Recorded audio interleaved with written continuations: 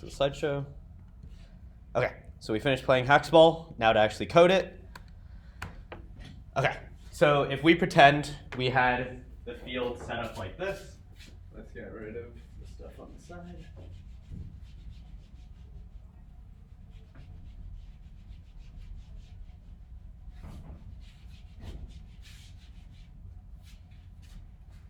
Okay, so we can imagine the grid. I know we were just playing on an oval, but a normal soccer field would be like a rectangle. We can imagine this as a grid with x and y coordinates. So arbitrarily, we could say x equals 0, y equals 0 at the start here. We could say the field is like 100 pixels long. A pixel is each of the things that show up on your computer screen. So we could say x is equal to 100, y is equal to 0. And then at the bottom, we can say it's maybe like 50 pixels long. So like x is equal to 100, y is 50. What would the x and y be for this corner? Yep, x is equal to 0, y would be equal to 50. And then the goals can be set at like y equals 20 and the other goalpost at y equals 30. So any questions on what the grid for the game would look like? Okay. So now we want to create a function that checks if the ball is in this right goal. Okay? So first, when we're creating a function, what's the first thing we put when creating a function? The return type. And what would the return type be for this particular problem? A bool, because we're saying yes or no. Is the ball in the goal? So the return type is a bool. We're going to assume that this field information is always the same. So we don't need to accept that as a function parameter. But normally for function parameters, it's something that might change each time. So what's something that might change each time? And the information that we need to answer this question, is the ball in the goal? Yeah, we need to know where on the field the ball is. Like when we were kicking the ball all around the field, the ball had different x and y coordinates at each time. And so our parameters can essentially be the x position of the ball and the y position of the ball. Okay, so if, for example, the ball was like in this corner here, then it might be like y is equal to 45. Like ball y is 45, ball x is, maybe 5. Do people follow? Okay, so in groups, I'll pass around some paper. Think about what conditions, like what if statement you need here, and then what should be returned if the condition is true. Okay, is the question clear? What we're trying to solve for? Okay, we'll have you two together here. Jamari, if you're okay, coming up here.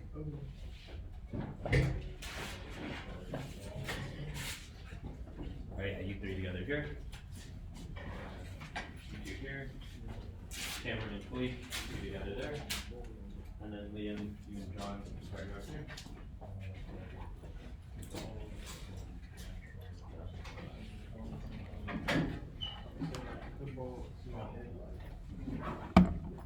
And again, we're trying to figure it out for this right goal. So think about like what condition you need to check to make sure that the ball is in this right goal. You have questions, raise your hand.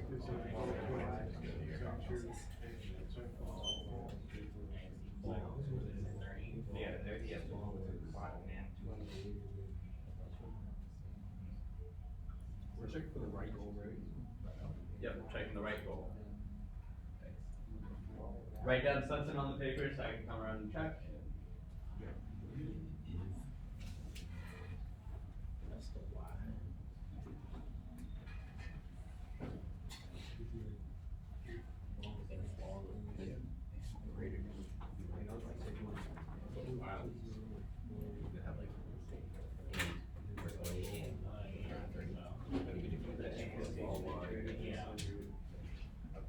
Is greater than 20 but less than 30.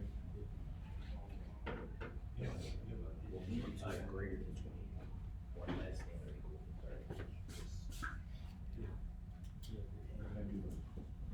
Wait. Okay. Yes. Is it equal? And I guess.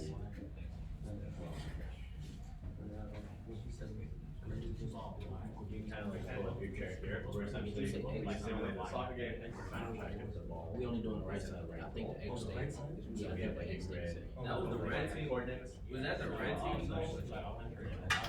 Yeah, I think red team was going to the right. I think. But the color shouldn't matter. We're just generally saying it's a new goal. What's your name?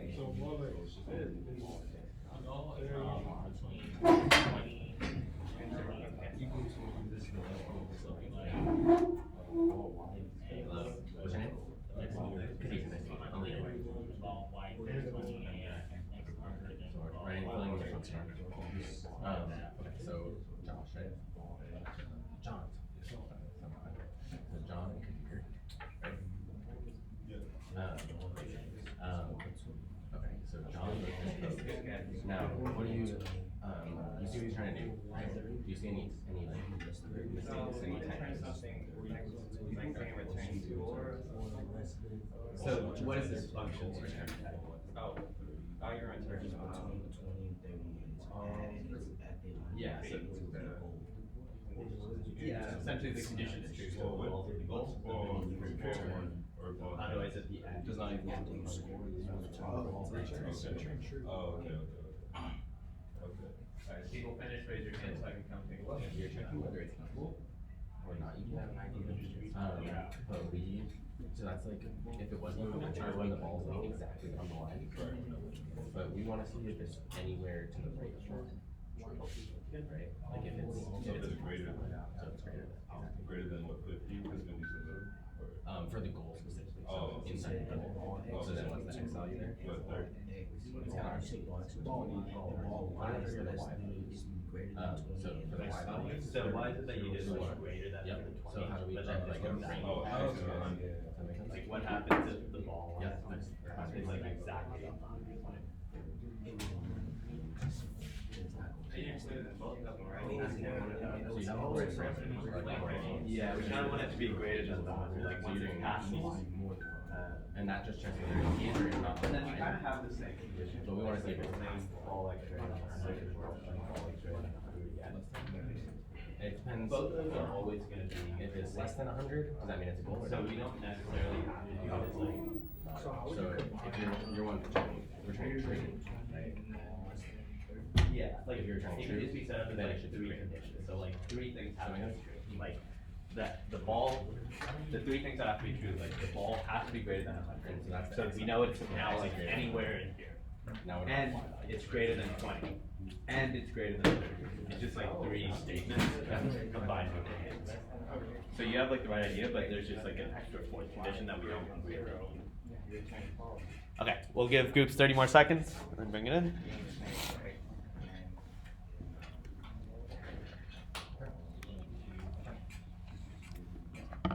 Okay.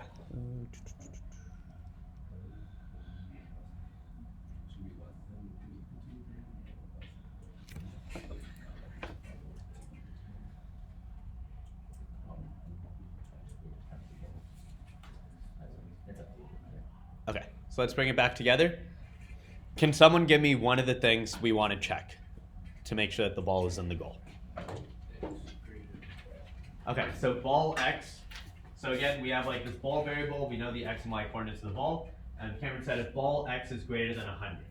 So we know x equals 100 is like this line here. So we're essentially saying anything that's greater than 100. Okay, so that's one of them.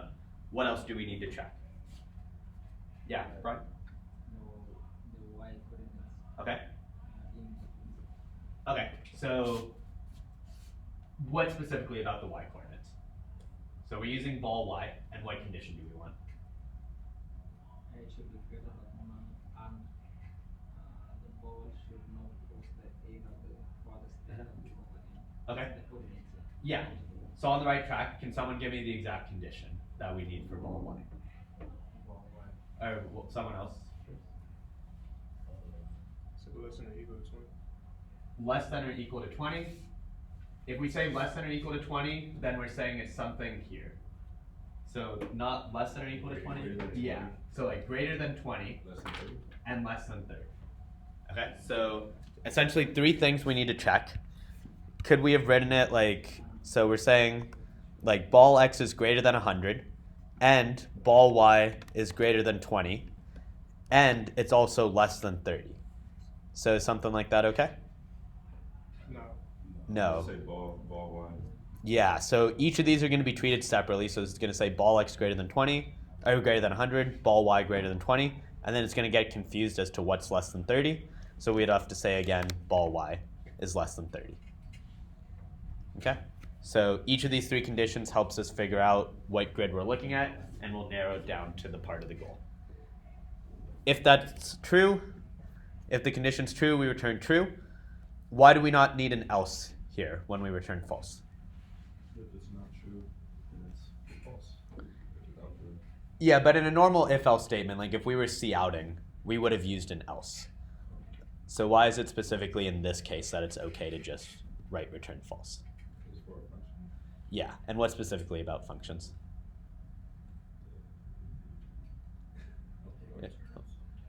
Uh-huh. Yeah, like a function, how many things can a function return?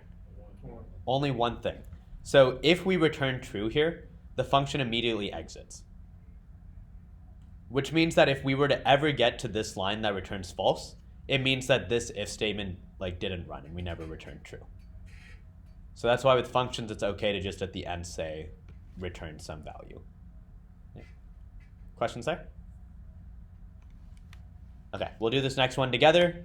The is ball and left goal. What's going to be the difference? Like one thing's going to have to change compared to the is ball and right goal. Yeah, x has to, and what condition can we do? Ball x is, if we do just equal to 0, then it's only going to say if the ball is right on the line. Less than or equal to 0. Yeah, we'd have to do something like less than 0. So ball x is less than 0, but then the ball y conditions are still exactly the same. Questions here? Make sense? Okay. Let's do the is game over function. So first off, what is the return type for this function? Bool, because again, it's a yes or no question. Is the game over? So return type is going to be bool.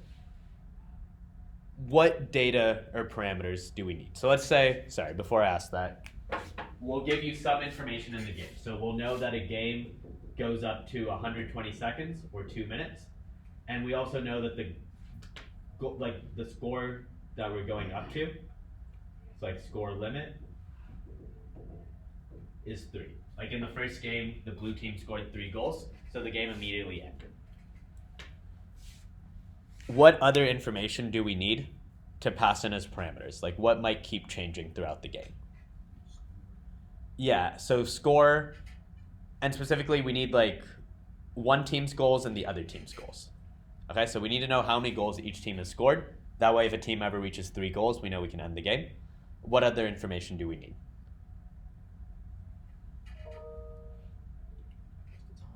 Yeah, how much time has passed. So if you remember in the game, there was a timer that was running on the top that was like counting up to 2 minutes. We need that information as well to help determine if the game is over or not. So we need the time. We called it P1 goals and P2 goals. Maybe we should have called it Team 1 goals and Team 2 goals, but for now, use this information. And again, in your group, you can use the backside of the paper. Think about what should go in the if statement to decide if the game is over or not. Here's a few minutes. Think here, you can join up with Robert here. I'll get another piece of paper.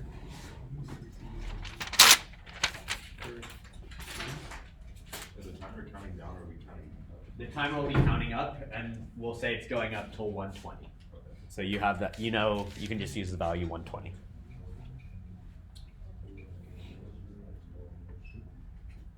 So the game will be over. If time is equal to 120, or if the score,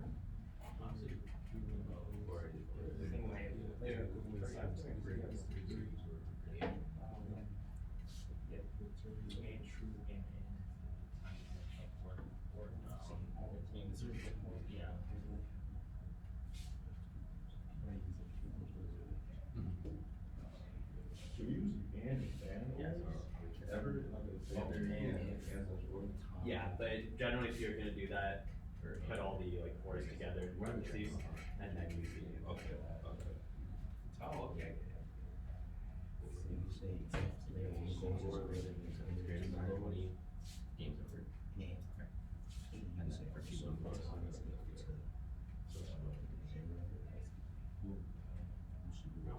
greater than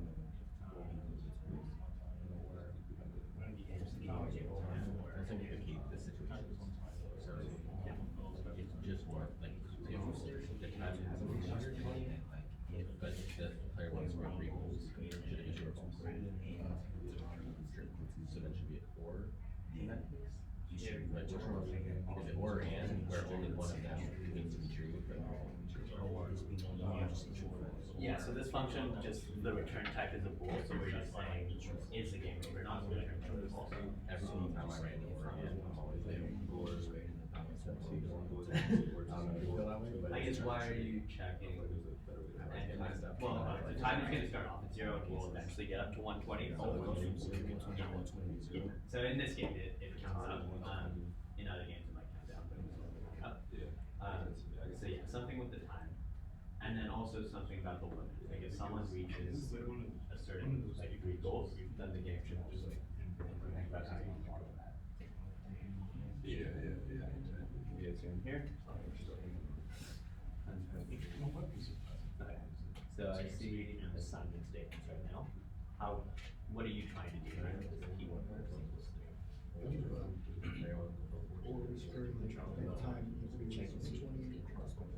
And if we're trying to check if 2 things are equal, what's the operator we have to use?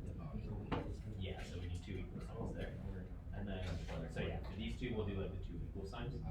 For this one, the way time works in computers, it might not call the function exactly when we want. Like it might call it at like time 120.2. So instead of checking if time is equal to 120, what can we do instead to be a little bit safer?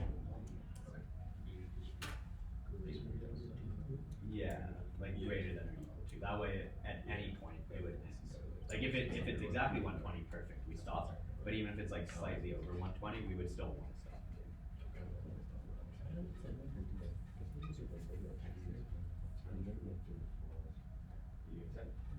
Alright, sorry.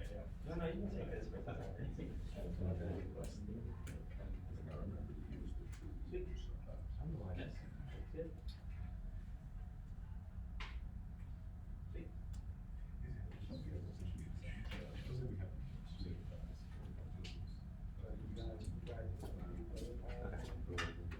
Give groups 30 more seconds.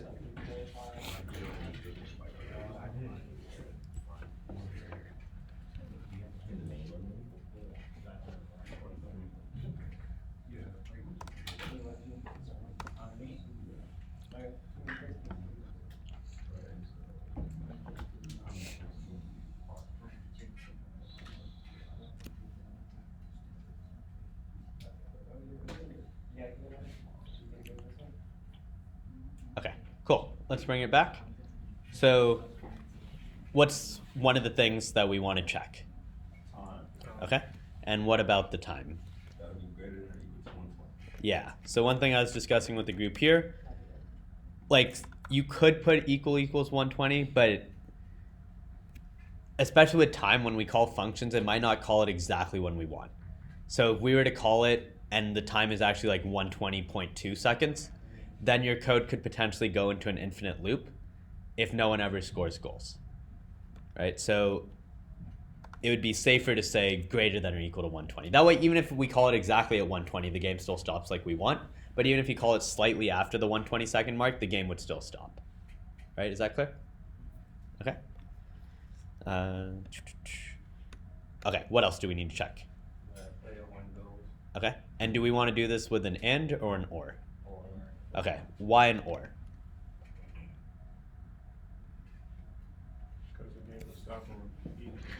Yeah, if we're doing something where either can be true and we'd want to end the game, then we can do an or. It's only if we want everything to be true. Like in the goal, we needed all the conditions to be true in order for it to be in the goal. Here, we just need one of the conditions to be true. So, Jamar, you were saying P1 goals? Cool. I still saw this in a couple groups. How many equal signs do we need to check for equality? Yep. Okay. Or what else? Okay. Cool. And what do we want to return in this case? Yep. So if that's true, then we can return true. Otherwise, what do we return? Okay. So we found, yeah, Cameron. So after the time ones, I had added that P1 goals did not equal P2 goals. Cool. So, okay. So when we played the game, the second time we played, the score was 1-1. And the time had passed 120 seconds. But the game continued in overtime. Do people remember that? It was like 1-1, and then it was overtime, and then it was essentially next goal wins. But the way our code is set up, because the time was greater than 120, we would have ended the game. So what's kind of the other condition that also needs to be true? Player 1 goal equals player 2 goal. Essentially, if they don't equal each other. Because we're trying to check when the game's over. yeah. And so the game's actually not over if they're still tied at the end of the game. Does that make sense? So we can't just set it up, though, as an or statement. Like, we can't just add, like, or P1 goals doesn't equal P2 goals. Like, why would this not work? The minutes of the score. Yeah, like as soon as, even if there's still like time left on the clock, because we set it up as an or, as soon as someone scores and the score becomes 1-0, these two are not equal, and we would then return true. So we can't use an or here. What do we need instead? Yeah, it's kind of like this whole thing is like one statement, and we need the game to not be tied. So if we were to read this in English, it's essentially saying, while the time is not run out and no one's reached 3 goals, and the game is not tied, then we know that the game is over. Questions here? Okay, cool. Yeah, like a big thing I've wanted you all to take away from the class is this design idea. Like when you see these games or stuff in the real world, especially video games, like they're all coded with the structures that we've learned. It's all if statements, while loops, for loops, arrays. And so you can kind of deconstruct any game that you see. You can think about how it's made and what their conditions are. Like the hacksball condition will look very, very similar to this. Like we'd have to see their code to see exactly what they do. But this is probably very close to the if statement that they're checking to determine whether or not to keep playing the game. Yeah, question? The parentheses, that's how they're supposed to be. Yeah. I might have messed. So this one was kind of just the parentheses to keep track of all the ors. And then the other one's already. And then the other one is kind of by itself, so I didn't put parentheses, but I could have put parentheses around this one as well, just to be clear. It's like 2 separate things. Yeah. Okay. Sweet. So final thing is the pseudocode. So the structure that we can use if we know the game, like if we're going to keep repeating something, what is the structure we can use? Yep. While. And what's the function that we just wrote that can keep track of whether the game's over or not? Yep. How many parameters did isGameOver have? 3. So that's how many parameters we have to pass in here. So we'll assume we have the variable time. We'll create it here. So we'll have like a double time variable. And then we'll have like our int. We'll call it team 1 goals and team 2 goals here. Remember, these variables don't have to match the exact parameter names as a function. It's really just the order that matters. So the second one is like the first team's goals. The last parameter is second team's goals. Okay, everyone clear with this so far? So while isGameOver equals false. One other way you could write this instead of checking is equal to false. Does anyone remember the special operator that's like the not operator? That does the opposite. What the symbol is.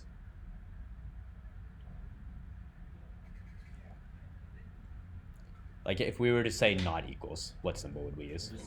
The exclamation point. So one thing you could do instead of saying like equals false, that's like saying like not equals true, which is also saying like you can put the not here. you don't have to worry about this just in case you ever see it in the future. This is the same thing as saying like, is game over not equal to true if you put the exclamation point at the beginning.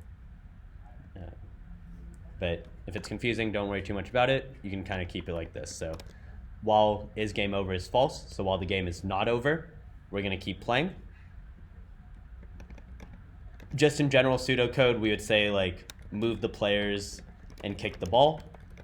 If we had more time, we could have tried to write functions that would actually take care of that to move the players and kick the ball. For now, we'll just leave it as a comment. Let's take care of goals being scored though. So how can we check if, let's say team 1 is scoring in the right goal. What function can we call to check if the ball is in the right goal? Yeah, we can go back and look at it. I guess we called it is ball in right goal. So if is ball in right goal, and it takes in 2 parameters. So it takes in like the ball X position and the ball Y position. We'll pretend we have variables for that. What do we want to do in this case? So team 1 is trying to score in the right goal. Yeah, we need to increase team 1's score. So what's the operator we can use to increase a variable? Yeah, so you can do plus plus because it's just 1, or you can do plus equals 1. That's the same thing as team score equals team score plus 1. Sorry, team 1 goals, my bad. Team 1 goals plus equals 1. What else happens after a goal is scored? What happens to all the players in the ball? Yeah, so we could write a function to do that, but essentially like reset to kickoff. Any questions there? Okay, let's do the other one. So what would our other if statement be? Yep. Is ball in left goal. It still takes in ball X and ball Y. And then what do we do in here? Team 2 goals. And we can say plus plus, which is the same thing as plus equals 1. And then what else do we have to do? Yep. Okay. There's one final thing we have to do at the end of the while loop. Can anyone see what that might be?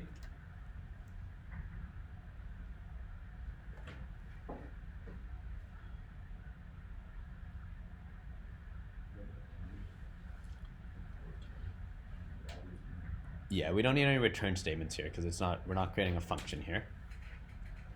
So we've been changing team 1 goals and team 2 goals. So the check is happening like in is game over, but what parameters does is game over take? Team 1 goals and team 2 goals. So right now we're changing team 1 goals and team 2 goals. We would also want to like increase the time at the end. And we would have to, there would probably be a function to like that actually gets how much time in seconds has elapsed, but we would want to update our time variable. All right, questions here? Cool. Again, kind of cool that we could take like an entire game and essentially deconstruct what's happening behind the scenes. Like we don't know exactly how the players are moving and how they're kicking the ball, but the other stuff we mostly have the main structure of how it works. All right? Make sense? Cool. All right, let's do one more game then. And now, as you're playing, you might see if statements and while loops going around in your head as well. 1, 2, 3, 4, 5, 6, 7, 8. All right, hopefully. All right, the link, bit.ly/hacksball94. Go ahead and join up. We'll put everyone back into the middle, and we'll randomize teams again.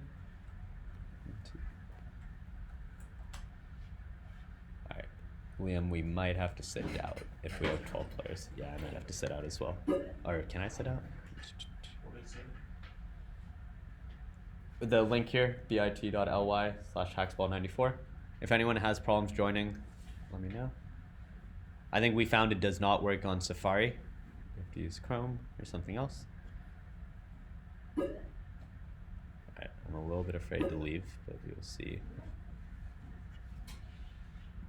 1, 2, 3, 4. All right. Anyone else want? Okay. All right. Is everyone in who wants to be in? All right, Brian. If it says the room is full, let me know and I can try leaving.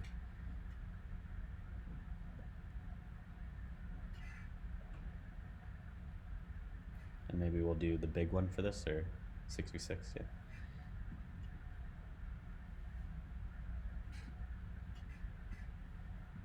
Okay. Brian, did it work? Were you able to join? Does it say room is full, or?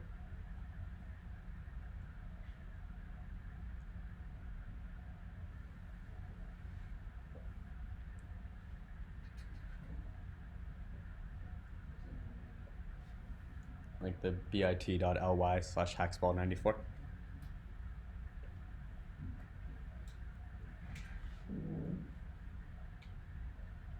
Alright, if not, you can also play on my laptop. I will unplug it. Alright, let's start game.